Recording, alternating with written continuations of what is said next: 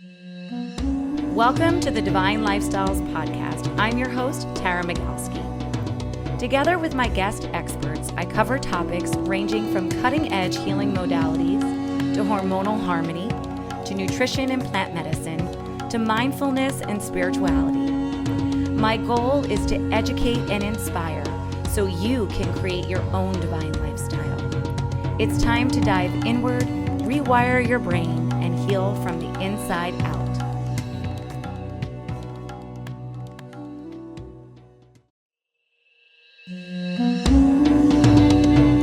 I've got an exciting offer for all of my listeners. The free Divine Daily Practices video series.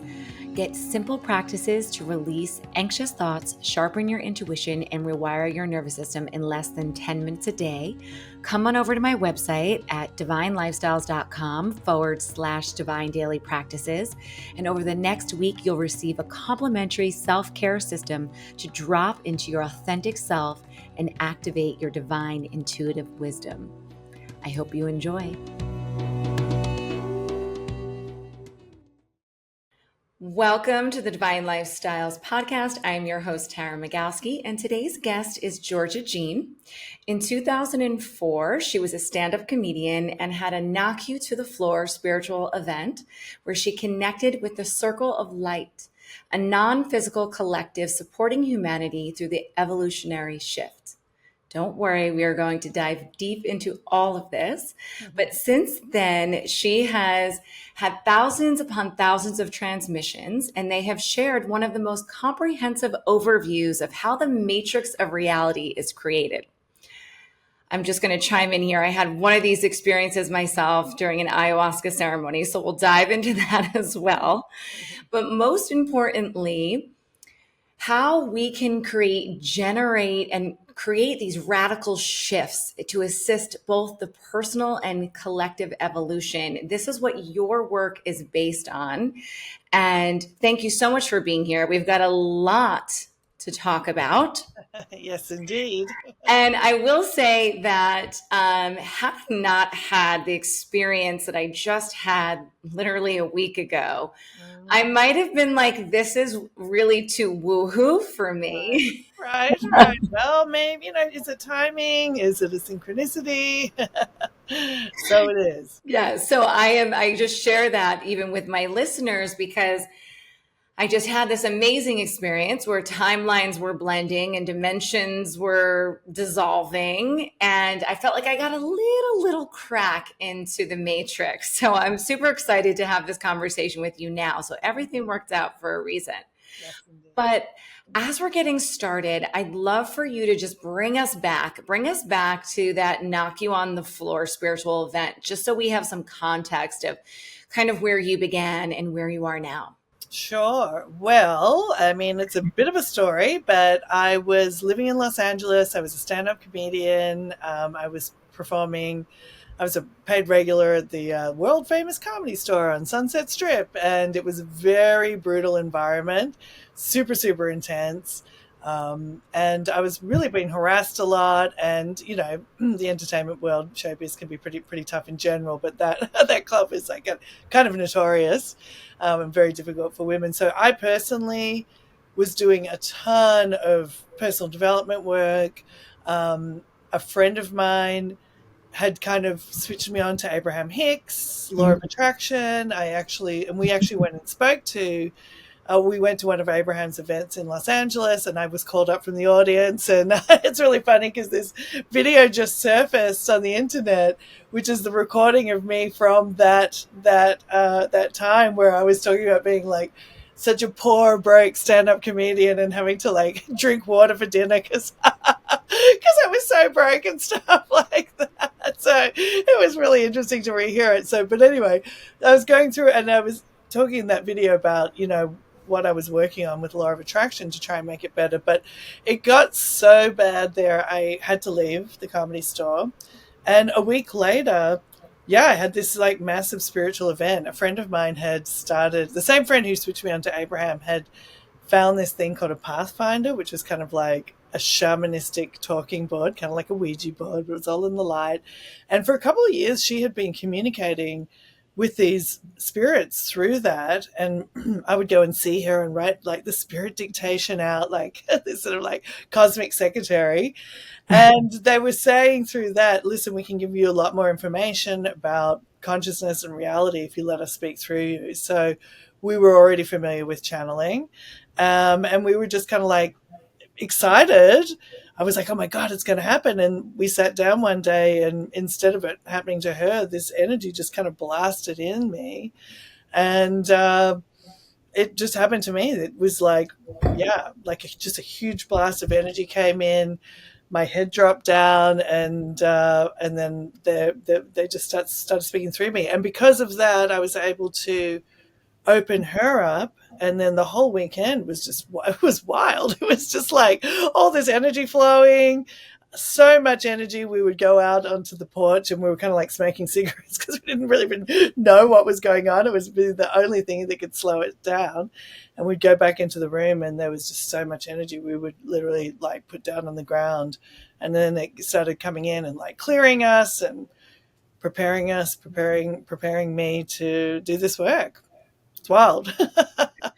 It is wild. It is wild. I had an experience last week where I did have like a full Kundalini energetic awakening where Mm, the energy was moving through my crown, out through my womb, and just kind mm, of moving through my body. And it was a big, big, big release, big clearing. yeah, And yes. So I feel like I got a little a taste. little taste. A Yeah. little taste. Yeah, I got to like crack into the matrix. So Are you energy sensitive generally? Do you? I am, but I would say that, I mean, this was just like a whole other Next level. Yeah. next level, experience. I'd had many experiences, and Yeah. then I had this like real blast off one. Yeah. Yeah. Um, and I was like, wow, it was so much information getting, Mm, so it was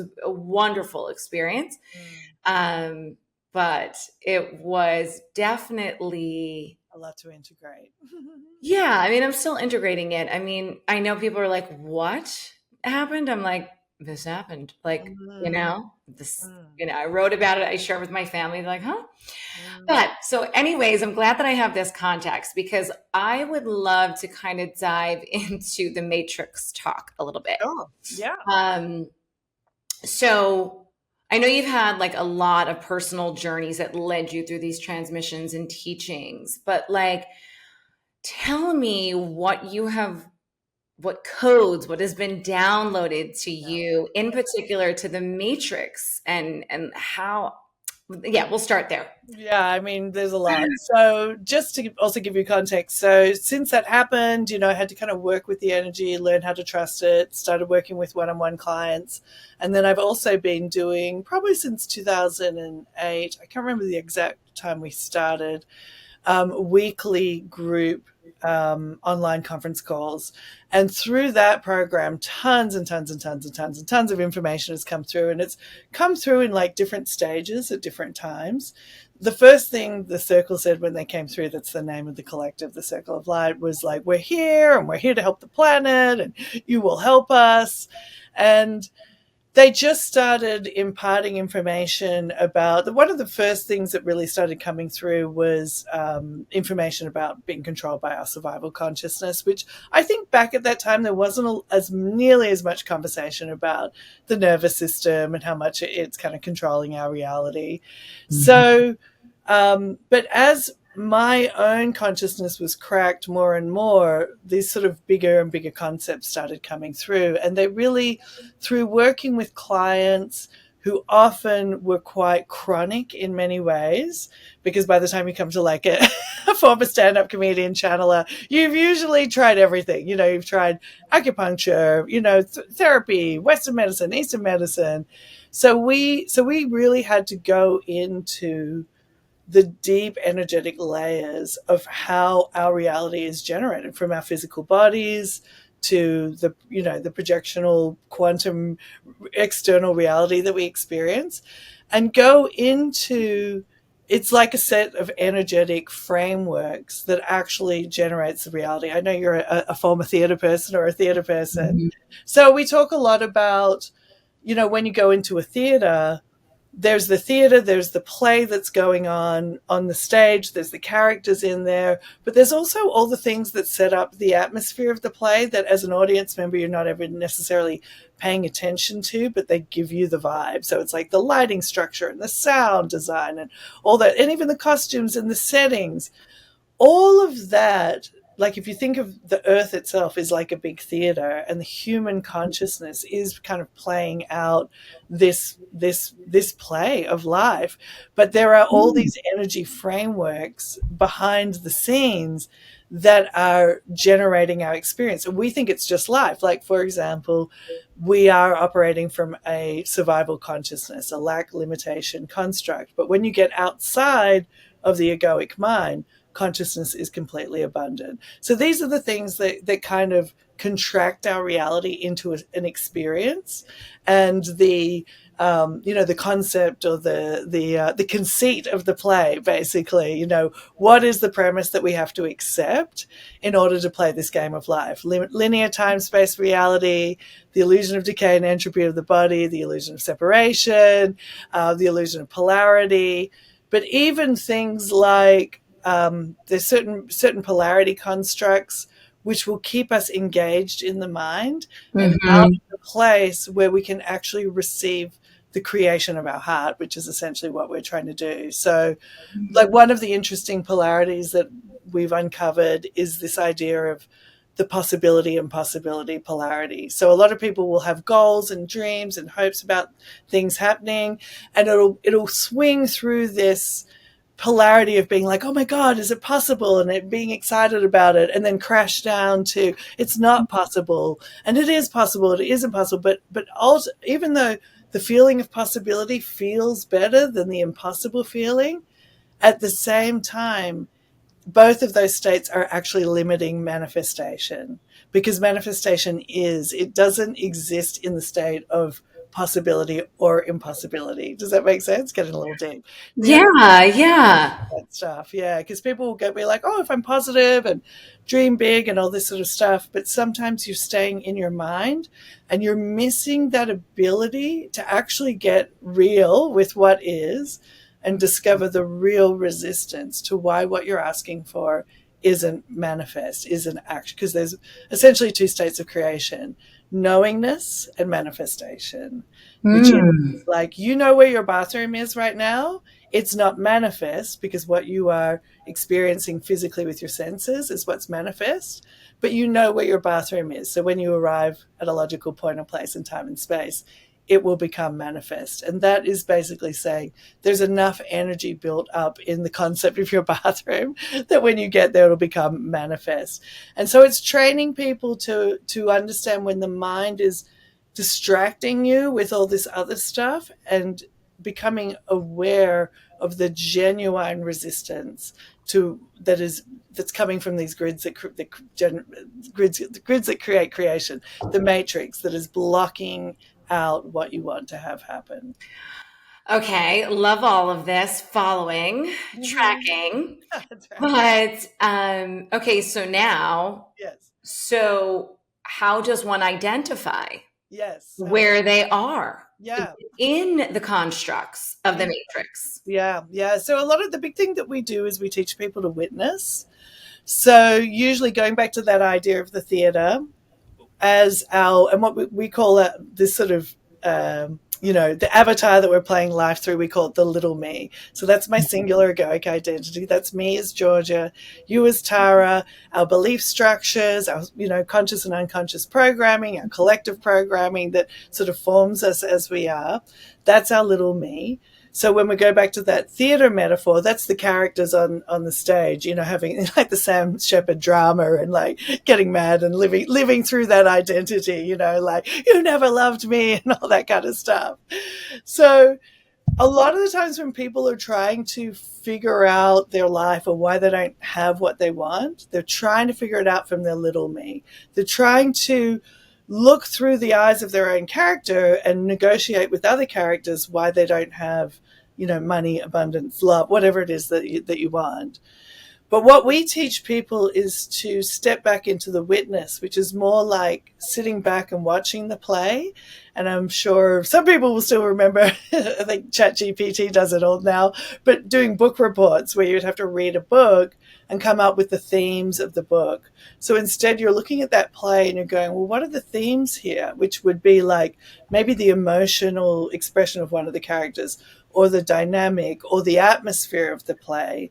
So when you start to look at the themes, you start to get the clues of what the bigger energy matrix is that you might have to work on to dissolve. So, for example, you Mm-hmm. might step back and the whole theme of the play is suffering, or it's the dynamic between the masculine and the feminine, or it's anger. These are like core energy reservoirs that generate a lot of the storylines that are on top. But most people get caught up in the storyline on top and how to fix it from the little me. They miss basically like the table legs, like the legs of the table, where they can just take out the legs of the table and actually change the whole reality. Yeah. So that it starts with that, and then it gets even deeper because we have a specific way of clearing that kind of energy that works through all these levels of the matrix.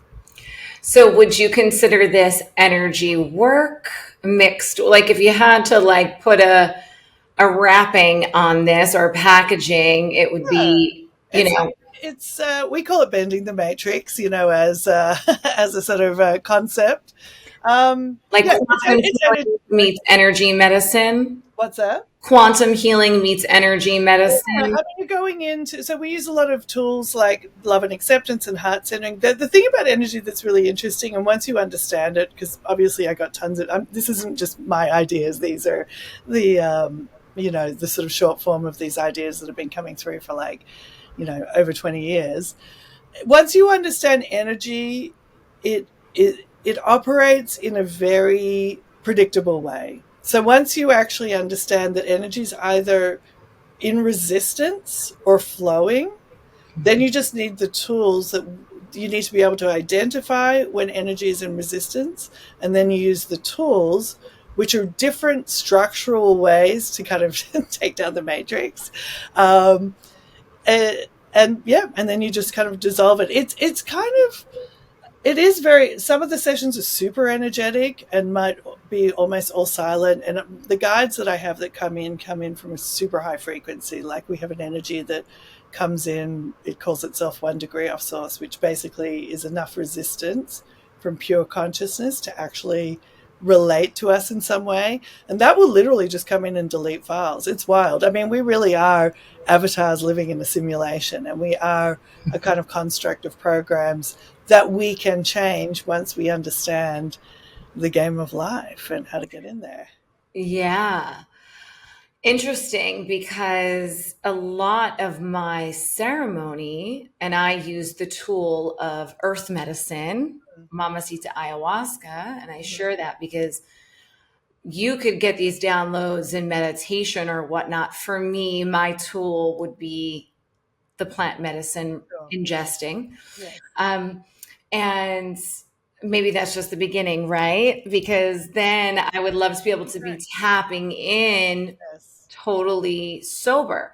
Yeah. So what I did notice though was after I was able to kind of enter in after the during and then after the ceremony, being at I was vibrating for days. So Yeah. I was like at a very high frequency and I was able to just get so much information and then be able to be in flow and meet the right people. And I was all by myself traveling. And it was just like this amazing way that I was navigating Mm. and learning different things, violet flame, going to Mount Shasta, learning all about the energies there. Mm. And what I meant to say about all of this was that it was very clear to me in this ceremony, like the constructs of like, it was like, there is oneness, there is no separation. The mind creates a separation. There is no such thing as time. Yes. All dimensions are happening at the same time. Timelines are blending, realities are blending it's happening simultaneously, right? People have talked to me about this for a long time, and I'm like, what? Like, I don't know about all that. I hear you, but I don't like feel I you. had a strong enough visceral experience to really. Yeah. So I had this visceral experience, and I was like, okay. Then it was like, downloading Mm-hmm. self-love codes. I Yeah. was literally like in my Akashic records, and it was like self-love, self-worth. You create your reality. You get to choose Yeah. which direction it all goes in at any moment. Like boom, boom, boom. I'm getting all these like, and I'm like, yes, yes, yes. Do you want the codes? Yes, I want the codes. And I'm like, give it to me. Yes. And it was really, really clear that it's like the it all is just love, and there is no separation. Yes. Yes. And it's so easy when you're in it because you feel it to embody it, and then harder, I guess, to explain it. But what it really came down to for me was like these simple, fundamental oneness, Yes. and also love and acceptance of myself. Yes. That there really is nothing that needs to be Yes. because it already is. Yes. And there's no need to want, right? We're wanting, we're desiring. And I'd love to break this down a little bit with you, because then when I came home, I was like, so I shouldn't have, like, okay, well, where am I with ambition, Yeah. right? Yeah. Yeah. Where am I sitting with moving things forward? Am I pushing? Is this in flow? Like, Yeah. how does it sit in my body? So now I'm kind of rethinking a lot of things of how I spend my time, my energy, my business goals. Yeah. Like, where is it that I want to sit and be? Yeah, sure. Well, you bring up a lot of good points. And the love and acceptance, first of all, I want to say is massive, because that actually is the core tool we use two things we use is love and acceptance and heart centering. And the heart centering actually will probably answer a lot of your second part of your question. Because it is the mind that creates the illusion of separation, and it's all these little inner aspects of us that are holding up these programs in our belief structures, our conditioning, our programming, even what we call the biological belief system, which is the belief system that is embedded in our biology, in our In our DNA, cells, in our like the epigenetics. yes, that's it. Yes, I've And studied epigenetics. how the human body actually even just turns into the human body. That's the biological belief structure, and we have programs in there. But at the end of the day, because it's all just energy, when you start to use love and acceptance, you begin to dissolve the separation and the conflict between all the little different egoic aspects. And that brings us much more into the oneness, where we can access these much greater powers to do things like bend the matrix. Because ultimately, you're basically getting to the point where you're like, okay, well, everything external is actually me. Like, everything is me. So if I'm in conflict with somebody or something, I'm in conflict with a part of myself. So if I can love and accept the part of me that is actually this person, or the love and accept the part of me that is the conflict between me and this person, I'm dissolving that veil of separation and coming more and more into my oneness with all things. And that's where I gain greater and greater power. But here's the trick. You want to really start to seat your consciousness in the heart, which will solve a lot of what you're talking about, where your mind is now like, well, what do I do? Do I go for it or do I not go for it? Which part of me is wanting to do that? Within our hearts, we have a blueprint. And when we're operating our projector, our matrix projector, through the mind, we are naturally still going to illuminate the limiting belief structures that we have, the conditioning and the programming. But when we take our consciousness down into the heart and run our energy through our heart center, we're accessing what we call it, like the master consciousness. It's like the intelligence behind all creation that is no longer operating under the construct of linear time and space, the survival consciousness, the hierarchical nature of the human construct. So when you're talking about, like, how do I run my business? When you're operating more from the 3D mind, and we've got belief structures about, I've got, maybe some people, I struggle with this. I've got to be working all the time to be productive. It sounds like a good idea, but a lot of the times that is coming from what I call the good ego, maybe an inner child aspect that didn't receive love unless they were being good all the time, or, some heavy conditioning you might have got from a parent. When you move out of this construct and you come into the heart already knows that you're worthy and deserving. You don't have to earn love. You don't have to prove yourself valid or worthy. It already loves you unconditionally, and it's already trying to give you the life is the reflection that's the true reflection of your true nature, which is infinite, infinite love, infinite abundance, infinite joy, infinite creative power, infinite beauty, all of these things. So a lot of the big part that we teach now is to learn how to actually genuinely get into your heart and to focus your energy through there and allow the heart to then reveal the genuine energy that's in resistance to its blueprint, and for you to be able to sit in there. Because the heart, let's put it this way, the heart consciousness has already seen all the timelines, right? It already knows all the timelines, all the playouts. It already knows the timeline that is going to bring you the most joy. And it's not withholding, right? It's not going to hold anything back. So the hardest part is getting seated in the heart and surrendering to the heart and allowing the energy to build up in the heart center to actually generate the matrix in front of you, which you then receive and respond to. So the old paradigm, you might have been more like, man, I got to push and push and push and get it out there and get it all out there. And there's still action in this form of manifestation. But it's really about being able to observe now, are those voices coming from a genuine, inspired, energized, motivated place, which is more of an indicator that energy is building in, remember when I said there's two states of creation, manifestation and knowingness?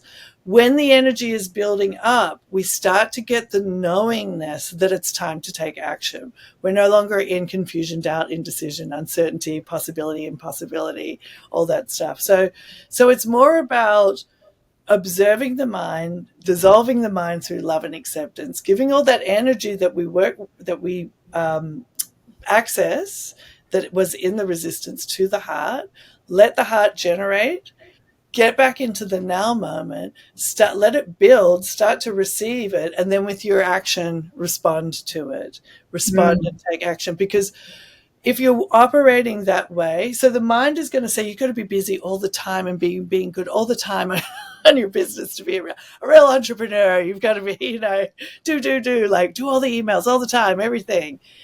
But really, you just need alignments. You need the alignments that are going to, you don't need a million people to know about your workshop. You need just the alignment to happen that what you're creating is going to resonate with the people who need it right now.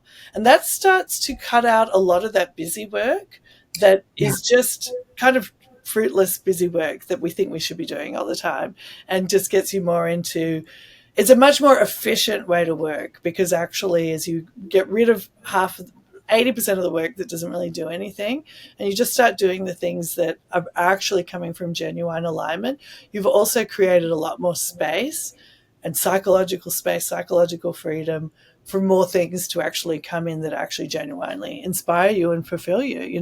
What's in your heart is, going to be good. I would never have thought that my greatest, most joyful life is like living on a drop zone in a tiny house. That's nothing my mind would have predicted for me or told me that I should have been going after. And yet here we are, like in the best era.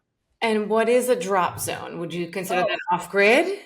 Drop zone. So a drop zone is, so I'm a skydiver. So a drop zone is the place where we skydive from. But once you get into the skydiving world, there are drop zones that have whole communities on them. So we all live in like these little tiny home trailers here. We skydive, hold hands in the sky by day, and we live in our dreamlike community.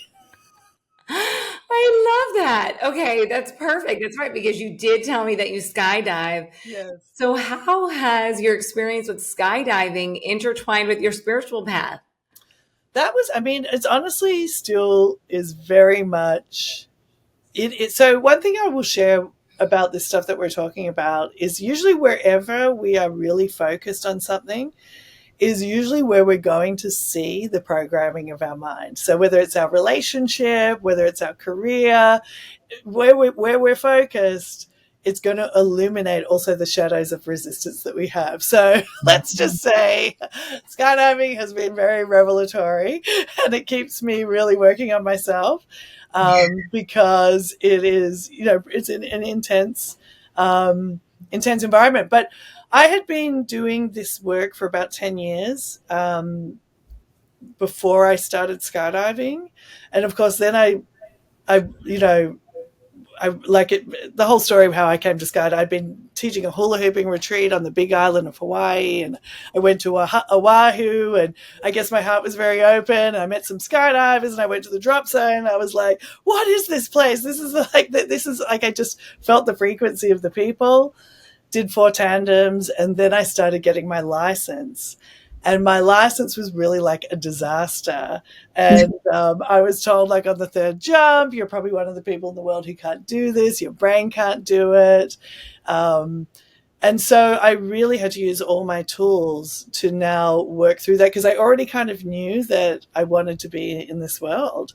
And it was like having it torn away from me. So I was like, I want this life, I want this world. So I had to really go into, what was all the tension in my body? What was the fear? All the voices in my head, especially after this guy told me that. It was like super terrifying, right? And I wasn't afraid of dying because I'm very connected to the other side, but I couldn't get to what it was that was making it all really difficult for me. But yeah, it has taught me a lot about facing the illusion. I also started skydiving when I was 44, way older than most people. So I've had to face a lot of the illusions of age, gender. I've had to heal a lot of stuff from my time doing comedy. It's just been, but the main thing that has been super helpful is always to understand that everything is energy. And so my fear is energy. And if I know how to work with that energy, I can harness that energy for expansion rather than contraction. All the sensations that we experience in our body, all these survival emotions like shame, anger, fear, all of it is energy. And when you have the tools, you can convert that powerful suppressed energy into expansive energy. So skydiving really gave me the master course on how to master the nervous system, because even for spiritual expansion, we live in a known zone generated by our mind. So that's why some of the stuff, as you were saying, maybe a month ago, you might have been like, well, maybe it's a bit woo. Some of your audience might be confronted by some of the stuff I'm saying, because that is the nature of our nervous system that wants to keep everything the same in the known zone that it knows how to navigate. But at the same time, that known zone can be terribly contractive. It can be bringing suffering. You can be sick. You can have all kinds of things, but it's known to you. And the nervous system doesn't want you to change. So you have to learn how to master the nervous system to transcend its threshold resistance, and in order to have these incredible expansions in life. Like, I had to just keep walking to the door of the plane, not believe the sensations in my body, trusting that I could acclimate myself to a new reality if I just through repetition. So it's taught me a lot about that too. You really, Wow. spiritual awakening, most people think it's like, or a lot of people, don't want to generalize here, but a lot of people think it's like this sort of energetic, beautiful thing, which it is, but it's also very biological. So when you do want to start to open up to new levels of consciousness, you have to entrain your nervous system to come along with that, because you're actually programming it to open up. You're programming your pineal gland to open up, and you're programming your brain to pick up new signals that are coming from your pineal gland to give you a new reality, whether it's spiritual reality or actually just a new reality of life. Like, that's what happens when we change. We go into a new bandwidth of frequency creation. So yeah, a lot.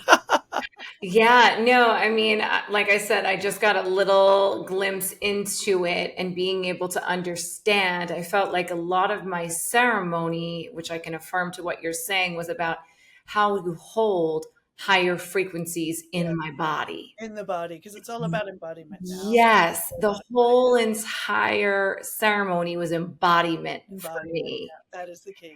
It was like, no, you can hold these frequencies. And Yes, it's interesting because I was like really tired, yes, right? yes, yes. So I was like, whoa, I'm really, really exhausted. And so even during the ceremony, there would be parts where I was open and expansive and then And the contracting contraction.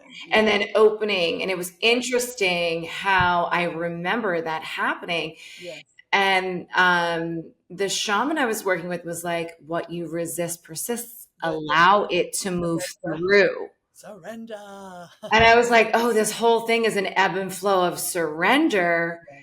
Yes. And it's interesting because I was like, am I tired or is it my mind telling me that I'm tired? The resistance is tiring. That's the thing, is we have all this energy that's either coming in or is within us, our own suppressed unconscious, not just emotions, but the gifts that are actually within all of that. If you think about, here's all this energy and here's an aspect of our consciousness resisting it, this is just like a lot of wasted energy, and it's tiring. So when we stop resisting, we get that expansion, and then we move into the flow state, which has way less resistance, so it's much easier. But that's a lot of the nervous system. So people, yes, what plant medicines and things like that are very helpful because they do help to crack the biological resistance and just basically almost shock you into this next dimensional reality, and like hijack your nervous system, like just get out the biology so the Yeah. codes can to actually start to come in. But a lot of what we teach is learning how to do small releases of tension all the time. So you're sort of always exploring, where am I resisting, releasing tension, using the love and acceptance. And that just naturally starts to open up the system so more of these codes can come in. Because so the brain, the pineal gland has 12 energetic connection points to the brain. And depending on how partially and fully those connection points are open, is going to determine what amount of frequency that's lying outside of the physical senses. Like everything you hear and see, it's all frequency, right? But there's a whole bunch of frequencies that lie outside of the physical senses. So the pineal gland kind of controls what of those frequencies can even come into the brain. And then the brain actually has to learn how to interpret those frequencies into a reality that is coherent. A lot of times when people spiritually open up, it's all very confusing because the frequencies are coming in, but the brain is still like, is this? And, like, is it? Yeah. Okay, it's not that. And that's when people will get like false readings and all this kind of stuff, because there's still mind creating like some distortion and confusion. But it's just literally your neural pathways have to learn these new frequencies. And the embodiment aspect is that we're not just doing this work to have more woo-woo feeling experiences. We're doing it to literally birth a new reality. And that is a new reality that comes from us embodying higher Mm. frequencies. It has to physicalize to become physical. We won't experience a better physical reality until those higher frequencies are actually embodied. And that's what Oh, generates yes. reality. Yeah. You are giving me so much of integration talk right now because and I just wrote about this. It's on my newsletter and on my Facebook. I was literally birthing. This is what it was. I was birthing light onto the planet through my Yeah. womb. It Yeah. was coming through my crown, Mm-hmm. out through my womb, and I was sitting up, and it was light shooting Yeah. out, and it was like birthing light onto the planet. And I Yeah. was literally thinking to myself, is this what I'm here to do? My work is here to birth light onto the planet. Yeah. Or is this, well, I have a child, and because I've been wanting to have a child, a physical child Yeah. in this physical realm. Yes. And it could be both, It could be both. And Yeah. I got like, well, now you know how to hold the frequency. Yes. So now you can hold the frequency, and this is perfect for you to be able to hold the frequency so you can bring a child that is of a higher Of a higher frequency frequency. to Exactly. Earth. Yes. Yeah. And I was getting, it was crazy. I mean, it was amazing, but I had like my friend had told me about ecstatic free birthing, but that my experience was much like that, where like all dimensions and portals opened, and it was like this communion with life force energy that was orgasmic, not an orgasm, but a blissful state of Yeah. joy. Yeah. Yeah. And yeah, so thank you for saying what you just said because I was like, you And confirmed. I have worked with, people who are, trying to get pregnant and whatnot. And so the womb is the second chakra. And this actually, what I'm about to share with you now might be actually super helpful. Okay. Um, the root chakra is where we plug into the grid of the matrix game we're playing, right?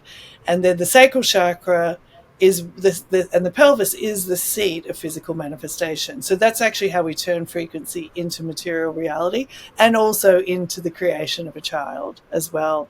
So a lot of the new energy children that are coming in, there's a few things going on here. I can really get into this stuff.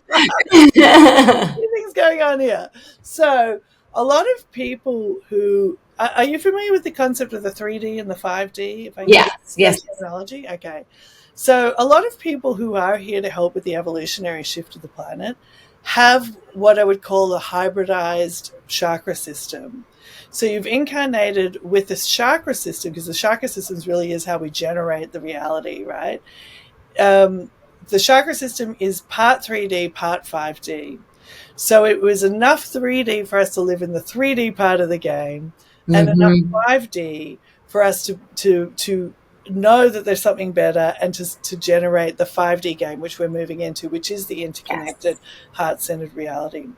So a lot of people who are doing that work have almost kind of like, it's almost like a faulty root and second chakra, because you couldn't fully plug a 5D chakra system into the 3D energy grid that we were born into.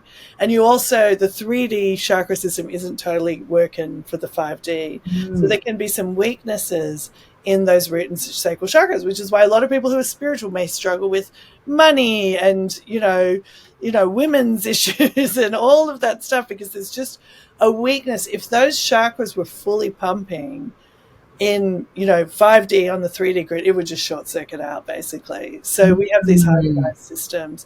So when you start to open up and start to receive the new codes, you're also starting to get the upgraded chakra system, which will operate better on this system that we're moving into, the 5D. So you're really here to help elevate humanity into the 5D grid, and you probably have had some issues there because you just have like some weaknesses there.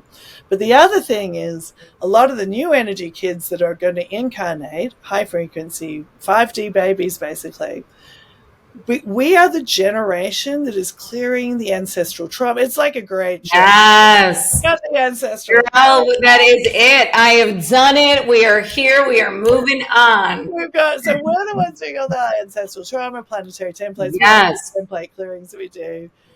And a lot of that energy and trauma energy is held in the pelvis. So a lot of people who have pelvic issues, whether it's fertility, whether it's whatever it is, need to come into the pelvis to really embody that space and allow the unconscious energy that's creating resistance come up to be healed and do all that ancestral healing work, generational healing work, planetary healing work, and clear the vessel Mhm. and strengthen that vessel for the new consciousness kids to come in. Because the new consciousness kids, oh my God, I'm going to give you a concept that's about to blow your mind, okay? The new consciousness kids are not incarnating in to carry that. Oh, I know that. Oh, I know that. So here's the concept I'm going to give you. The idea of the Christ consciousness, the virgin birth that people talk about in the Bible, Mary was a virgin, Mhm. isn't that she was a physical virgin, is that she was a pure vessel that the Christ consciousness energy could incarnate into and not receive the imprinting and programming of the paradigm that it was here to shift. When the Christ consciousness came in, it brought unconditional love. Christ consciousness energy basically is the energy that is love beyond survival. So before Christ consciousness energy, love was always about survival. Like, we love our family, and you have to, because we're bonded to the tribe so we can survive, and we feel love for them, but not other. The Christ consciousness is like, we can love everybody. It's not just about survival.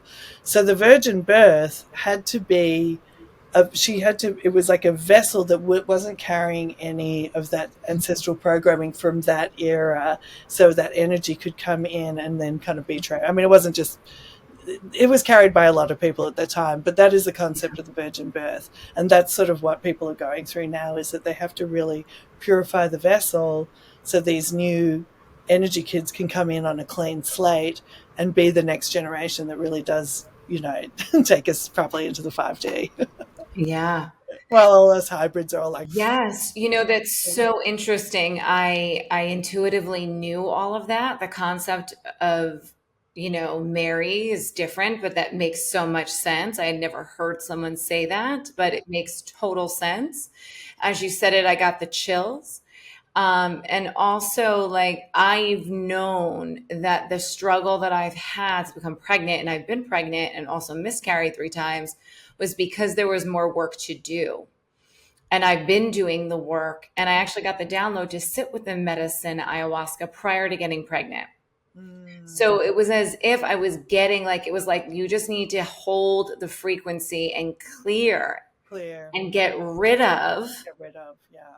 and stay as pure as a vessel as you can. Like, Yeah. literally, I knew this. I was like, okay, I'm being prepared for something. Yeah, yeah, that's right. That's right. And it's, again, whether it's the gifts that you're birthing through your work, through your business and all of that, whether it's a physical child that's happening, the frequency, it's all just energy, whichever way it comes, you are, yeah, birthing new consciousness into the planet and sharing it with the world, making it physical, making it material, making it manifest, not just. So let's dive into the planetary and human evolution and the massive shift that's Yeah. happening. Woo! And, like, why is it so important to understand this transition, No. not just spiritually and energetically, but also biologically? Yeah, so yes, that's because the biological aspect is a lot what we're talking about. When people stay just in the energetic concepts and they don't do the embodiment, again, we are like a biological computer. This is like a meat suit processor, Yeah. basically. So in order to actually generate a new reality that transcends the reality that we've been experiencing, think of it like, there was Amazing manifestation, or amazing manifestation. AKA, Yeah, and we're not limited by all that survival consciousness, hierarchical consciousness. A lot of the chaos we're seeing on the planet right now is this sort of upsurge of all the heavy programming that has been running us unconsciously forever. And it is a really difficult time. I've been doing this work for ages, and I've worked on a lot of what we call the planetary templates, which is the collective energy template. So when you think Mhm. about the whole history of humanity, let's just pick any horrible storyline. There's a lot of history of it, right? There's a lot of energy in that history. We take war.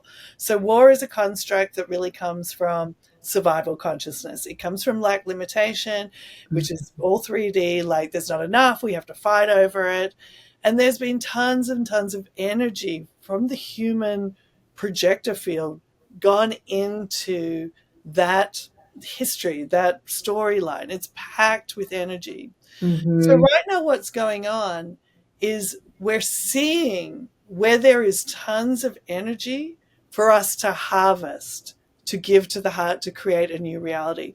Energy can't be destroyed or created. We have to get it from somewhere to invest it somewhere else. So, a lot of the processing that we're doing, like when you're talking about, I've got to do the work, you could be carrying themes of, the wound of the feminine, or a whole, where there's a whole bunch of history of, like being burned as witches and all of that stuff, like whatever it is. And again, that's where we use the play kind of concept to find some of the bigger themes, persecution, whatever it is. There's lots of energy in that. We do the tools. So that would be what we call a planetary template. We use a special tool to harvest the energy from those planetary templates, purify it, recycle it. We use this Infinity 8 tool, which helps to recycle, purify energy. And then we give it to the heart to create the new reality. Because as humans, our computer program only really knows how to create what it knows. So this is why the act of surrender is very important. We actually have to give all the energy into the heart and be like, can you do this? Because we are terrible. You can see how right now when we look at what's going on with the polarity in politics in the world right now, this is demonstrating to us what happens when we try to fix things from the mind. The mind innately will create polarity because it is one of the premier illusions of That's it. what it does. Separate. It separates. Separates and it creates this polarity. So when we're in our minds trying to resolve things, we're having opinions, we're saying she did this, he did that, this is a, we're just creating more and more of this polarity. But it's in order for us to see it and to actually see the futility of it and become cracked and move into our heart centers, sort of try and start to surrender the control of what the next reality is going to look like, because we actually don't know. We can't know. We are too programmed in 3D to even our best guess of what 5D is probably not what it is. It's just going to be our best guess. So a lot of this work is giving the energy to the heart, surrendering, and then letting it build. And then as it builds, react and respond to it. Receive it and react and respond.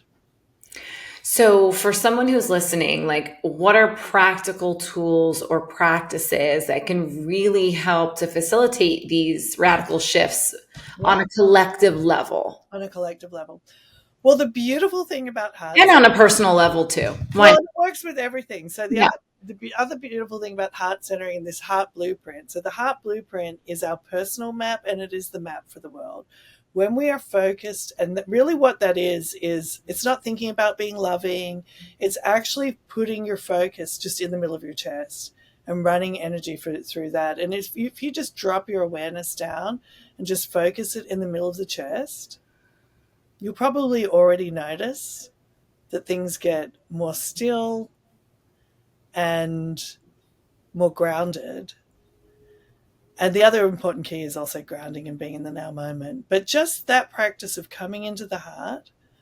And then if your mind starts to pull you out, which it will, then we use the love and acceptance. So you say, I know you seem like you're sensitive to noise. Say you hear a noise in the background. Instead of trying to, the little me would try and shut it down. Instead, you just go, okay, I love and accept the part of me that is that sound in the background. I love and accept the part of me that thinks this is a really boring, stupid exercise. I love and accept the part of me that doesn't believe this can work. And then just guide yourself back into your heart.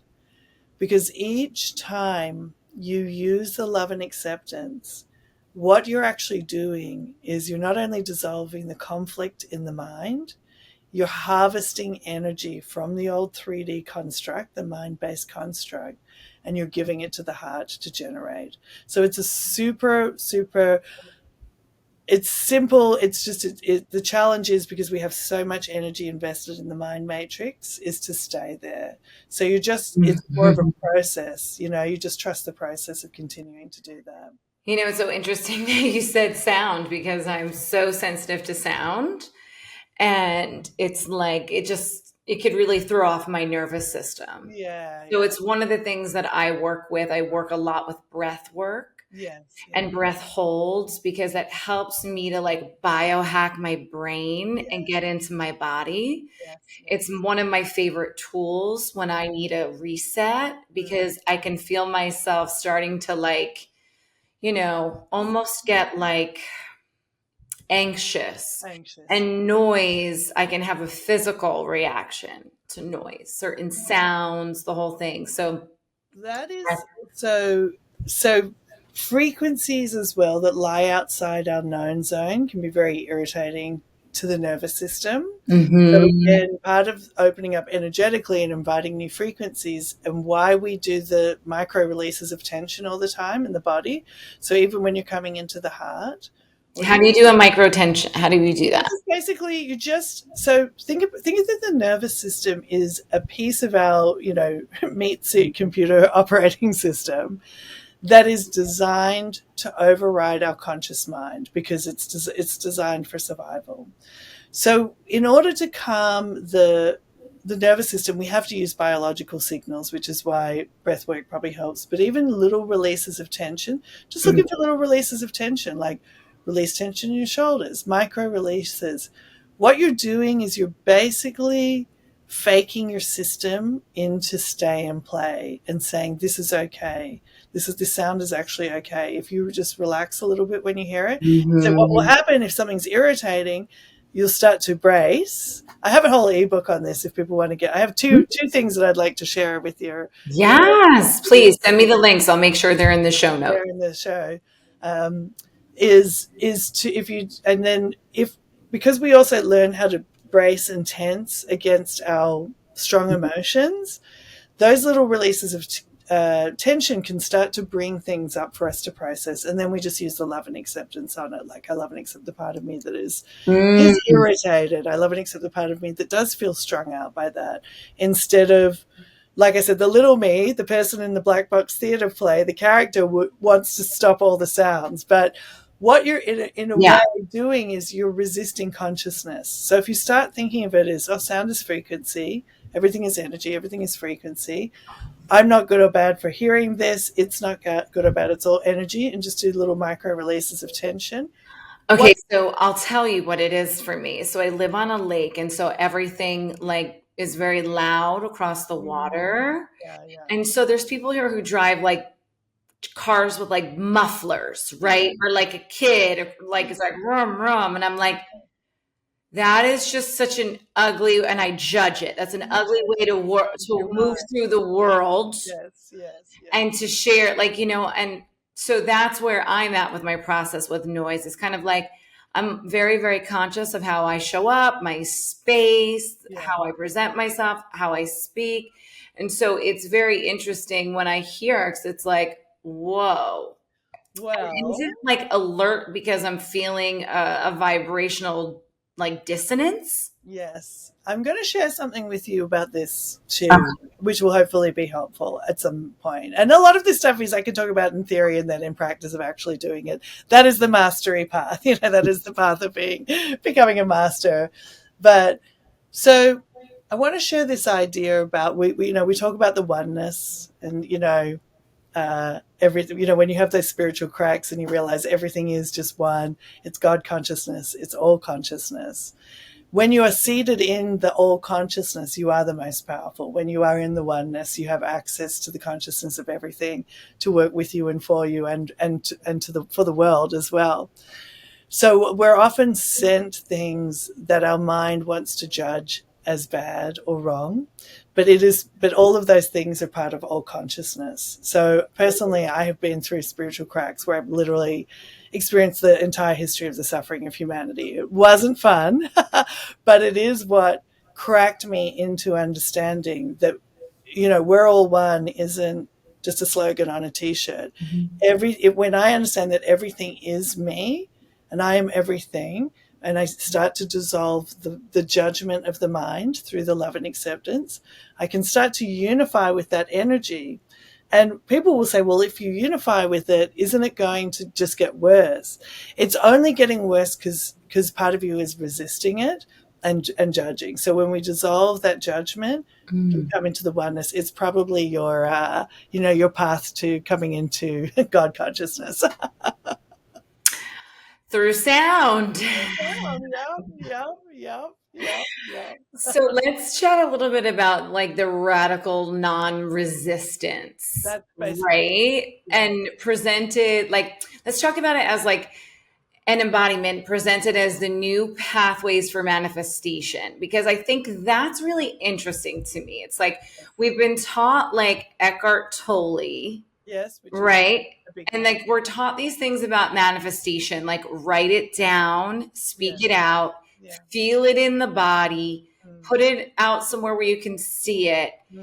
And this to me feels like different than that. So can you kind of explain how you approach manifestation differently? Yeah, so it kind of comes back to what I was saying then. If you want to manifest from your little me, right? So again, think about that play, and there's the characters on stage, and they're in their whatever Shakespearean drama.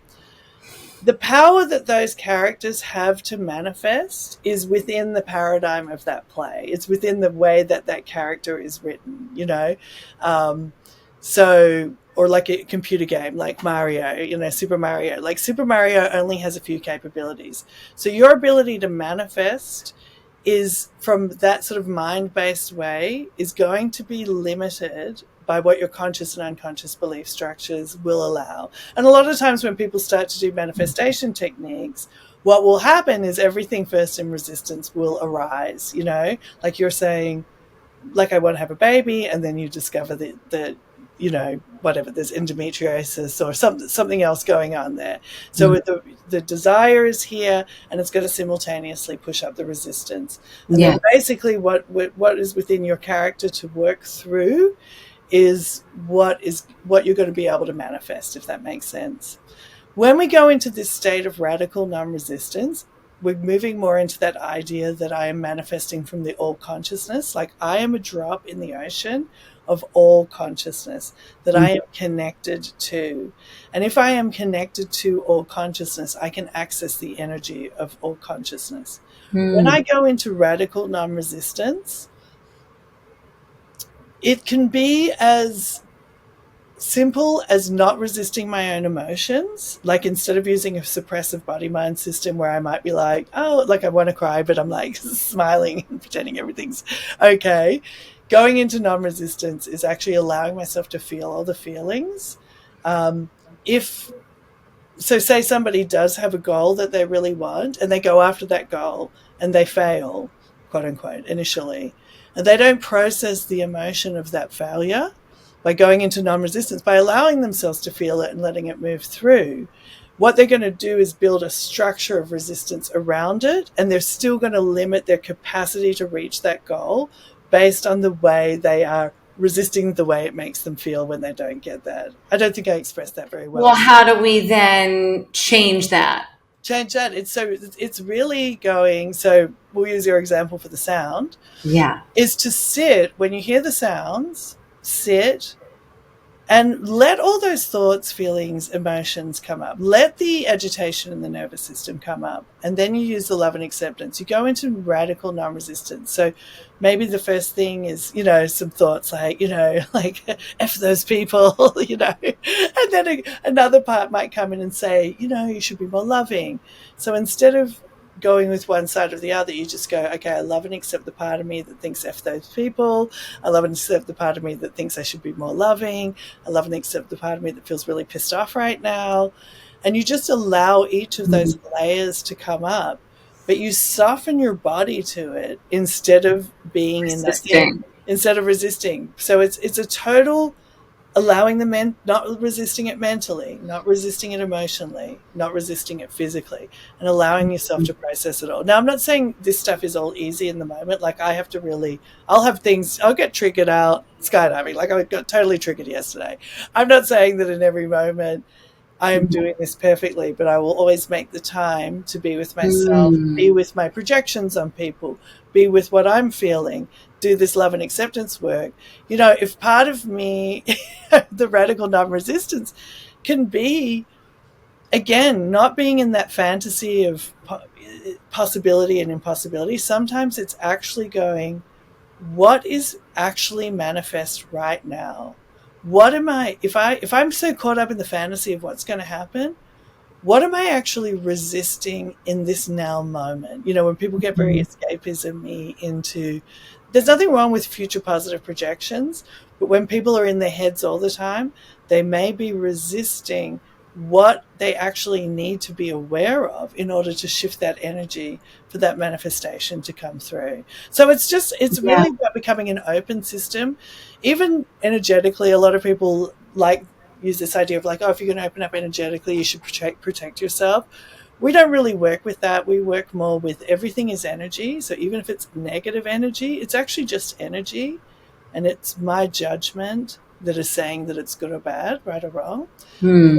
This is how you learn how to feel your negative emotions like fear and anger and jealousy and shame, not suppress them, not resist them. And that actually puts more energy into your system to manifest with. What you said prior to that got a really spoke to me about embodiment.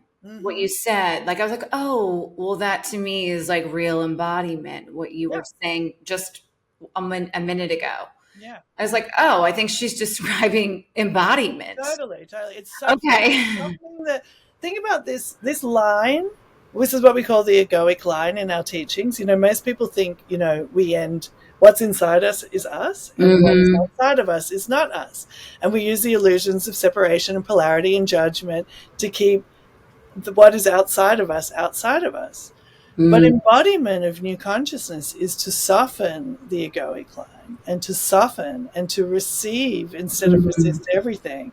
Yeah. Receive that sound. And even if it makes you irritated, receive your irritation, you know, Mhm. receive the fury, receive your rage, your feminine rage, whatever it is, it's all just, if the more you're receiving, the less you're trying to control energy from the little me, and the more you are moving into the oneness with all that is. And when you go into that all consciousness, God consciousness state, all consciousness state, now you can manifest from a totally different level, because when you're in your heart is always creating. It works in this incredible way that it is good for you and for everybody.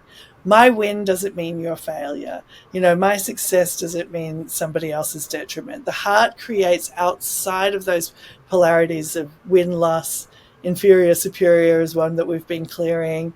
Mhm. It creates non-linearly, and that is what is going to create our next level of humanity reality. So many of our leading edge people who are here to help with this evolutionary shift and to actually move us into a new state of existence, including our biological framework, Mm. often have these sort of tests where of like, oh, I can be I can be non-resistant about everything except that thing. And then Yeah. I mean, I will definitely say things have been easier the past week mm, because I've had a real rewiring yeah, of sorts. that's right. Yeah. Um, but I do say, oh, I hope it doesn't creep back in. Yeah. And you know what? If it does, this is exactly where all you have when those thoughts come, you just go, okay, well, I love and accept the part of me that hopes it doesn't creep back in. I love and accept the part of me that is it creeping back in. Because we don't rewire a whole system. And I think when people do plant medicines, they have this incredible experience of opening and connection. And even the energy experiences I have are like super wild. But I still very much have to do the integration work of dissolving my egoic framework that is usually resisting that state of being. So you've Mhm. had some rewiring, and it's probably happened on a few levels, but our system wants to return to what it was. So if you use the love and acceptance, you keep harvesting the energy from that old system out, and then honestly just keep giving it to your heart, just heart center and I like love and it. earth grounding. That's the other big one. Hmm. Grounding, embodiment grounding, heart centering. Yes.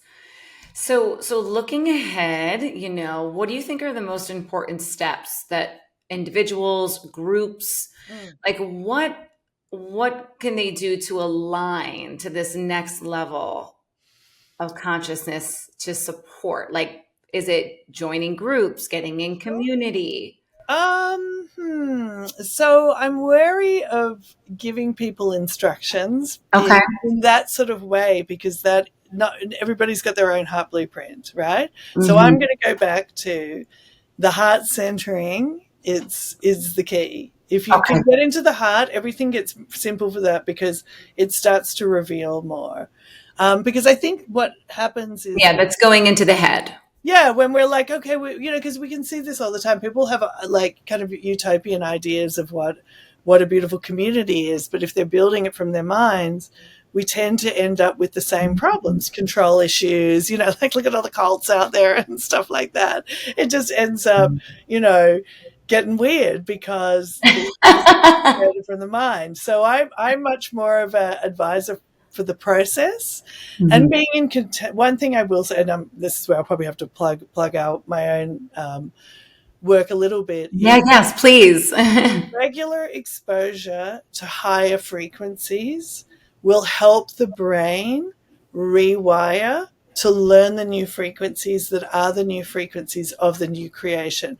Think of it like a bandwidth shift where when as much as we or like so what they use this example like we're trying to move house, right? When you move house, you might spend some time tidying up the 3D house, getting it ready for sale. But at a certain point, you have to move. You have to leave it behind and just start living in that new bandwidth. And so when we feel really pulled upon our old stuff, it's time to process that. But we want to allow ourselves to move into the new bandwidth as well at the same time. But exposing yourself to higher frequencies that are more resonant with that higher bandwidth is going to help wire this biological computer to be able to render the new reality. So what's happening a lot right now is we have a lot of frequencies coming in, but it's not strong enough for for their brains to have learned it to know how to create it, which is why we're having a pretty wild time at the moment, because there's so much energy hitting the planet, pushing up the resistance that is within our human egoic framework, like the polarity and all that stuff. But there isn't enough regular exposure to the higher frequencies and the heart centering to really move us into the 5D. So and when you talk about groups, our like one thing about our work is we always create ways that people can have regular exposure to high frequencies. So we do a Monday night call every Monday where I channel the circle. I have a library of 1,000 recordings. Pretty much most channeled material is going to have some of that kind of high frequency thing, or just listening to stuff, exposing yourself to stuff that there's a lot of high frequency in music these days, binaural beats, all of that stuff, that sort of movement towards that kind of music genre. It's all helping us rewire. Some people need they'll do plant medicine regularly. That's blasting things open enough that they can get some regular exposure to those higher frequencies. I think of it like when you're trying to train grapes on the vine. You kind of put these frameworks in, and then we have to train our brain to really get with the program, basically. Yeah. So please tell the audience, where they can check you out online and learn more about your collective and your calls. Yes. So circleevolution.com is my website. Circle like the shape, evolution like evolution of consciousness. We do have a Monday night call every Monday where I actually channel the circle, and a lot of high frequency comes in that. All of those recordings, all of those calls are recorded and they go into my library. And if you really want to deep dive into some of this stuff, I have a whole university of trainings on this. So if you're interested in training the pineal gland and all that kind of stuff, I've got a boot camp called Moving Onto the 5D Grid, which helps you train the biological system into these new frequencies. And we also have our podcast, Spread Your Third Eye podcast. One of my clients loved the work so much, she decided to make a podcast. So that we share a lot of information on that. If you want to get stuck into it, it's really fun. We have a great time. So Spread Your Third Eye, that's on YouTube. It's a visual one, as well as all the streaming platforms. But yeah, basically Circle Evolution is my home base. And there are two things that you can do today. If you join my email list, you'll get a book. It's such a cheesy name, but it's the Authentic Positivity System. And it teaches you these 5 steps of learning how to release tension in the body and use love and acceptance to shift yourself from a suppressive manifesting state to authentic positivity, which is where big breakthroughs happen. And the other thing I have is a thing called the Path to Mastery gift bag, which there's always some pay what you can ones available, including nothing.